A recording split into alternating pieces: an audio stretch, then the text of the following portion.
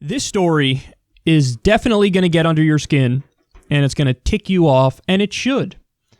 Last week, a Trump administration official working to secure much-needed protective gear for doctors and nurses in the United States had a startling encounter with counterparts in Thailand. The official asked the Thais for help, only to be informed by the puzzled voices on the other side of the line that a U.S. shipment of the same supplies, the second of two so far, was already on its way to Bangkok. Trump aides were alarmed when they learned of the exchange and immediately put the shipment on hold while they ordered a review of U.S. aid procedures. Crossed wires would only confuse our allies, they worried, or worse, offend them. And Americans confronting a surging death toll and shortages of medical equipment back home would likely be outraged. So here's a situation where the America First people were accidentally, I guess, shipping out our protective gear as we have shortages on the front line here. I listened to a great episode of Chapo Trap House, and there's a dude who's a nurse on the front lines in Oakland, and he's telling the story of just how unprepared his hospital is. As you guys know, because I mentioned him multiple times, I have a buddy on the front lines here in New York, and he's been telling me his stories about how disastrous everything is. We are so woefully unprepared,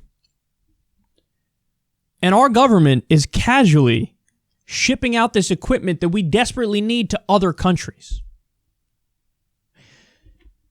I need everybody to understand. I want to try to paint a picture of why they do stuff like this. A lot of it is, I know it sounds simple, almost comically so, but it's politics. So what you want to do is you want to show the world, you want to like puff out your chest a little bit and be like, who, us, bro? No, we're handling this better than you are. We're handling this better than anybody. So yeah, we got stuff. We'll just send you our stuff because we got extra and stuff. So it's all peacocking. It's all, we were offering to give help to Iran. Mike Pompeo said that in a press conference. My dude, you guys are sanctioning the living hell out of that country. If you want to help Iran, there's a very simple thing you could do. Lift the sanctions. You don't have to lift a finger and send our own stuff over there. Just lift the sanctions, then all of a sudden, a lot more help would come into them. They're not getting the medicine that they need. They're definitely not getting the protective equipment that they need because of U.S. sanctions. And we also ramped up sanctions recently. So when we go around and we're like, you know what, bro? Relax, because we're coming to save the day. All right, we're going to help everybody out. We're going to send them medicine. We're going to send them gear. This is all just trying to save face on the world stage and play politics and act like us? No, we're the leaders, all right? We're the serious people. And early on with China, because the outbreak started there in like December, in January, we sent a shipment of stuff to help them. If you don't understand why that's so wild, it's because obviously we have a shortage here, but also like we've kind of been begging them for help now because the supply chains go back there. But we sent it to them early on. I mean, so what are the crossed wires here? Well, the agency is USAID, also known as the United States Agency for International Development. It's an independent agency of the federal government and is primarily responsible for administering civilian foreign aid and development assistance. Now, it's funny because I hate to sound more like Trump than the Trump administration does, but, I'm old-fashioned, man. If we have a problem here, if we have a shortage here in our own country, in the United States of America, and you're part of the United States government, maybe take care of our own first. Just a thought. Maybe take care of what's happening here first. Take care of that first. But nope. You got to peacock on the world stage and act like we're totally prepared, and that's why we're going to ship out like a bunch of this stuff. I wouldn't ship out a single solitary mask. I wouldn't ship out a single piece of protective equipment until everybody working here on the front lines is taken care of. I call that common sense. That's what I call that.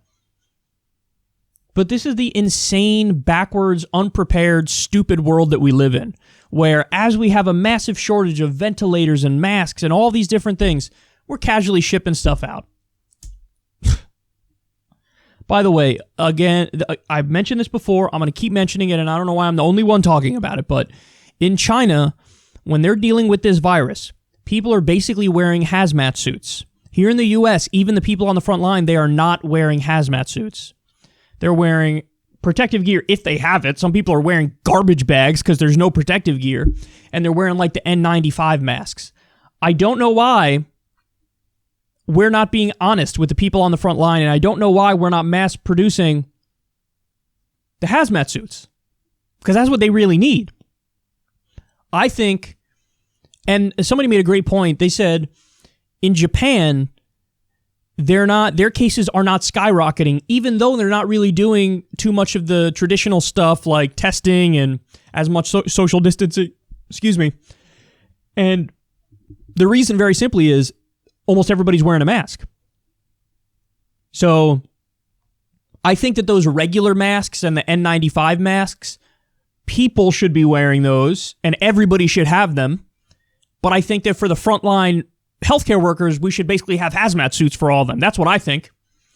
But what the hell do I know? I'm just a loudmouth YouTuber. But I have to say, man, it is really... I mean, I get depressed a lot looking at the state of our country and how we're wasting our resources and how we still have so much homelessness and poverty and all that stuff. But you want to talk about... I hit a new level. I hit a new gear of anger as you watch this unfold and you realize we didn't do basic pandemic preparedness. We have a giant shortage of ventilators. We have 160,000 in the country, and we need 960,000 of them.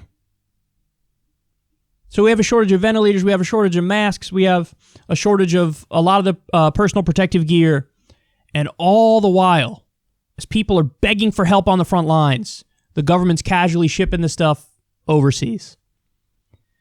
Well, you know, Trump ran on this whole America First thing. I really wish he did that. I really wish he believed it on this front, because it's super important. And here we are, with this giant mess going on, man. It really says something, doesn't it, that when you look at the trajectory of our country versus others, at least officially, we're doing worse than anybody in the world.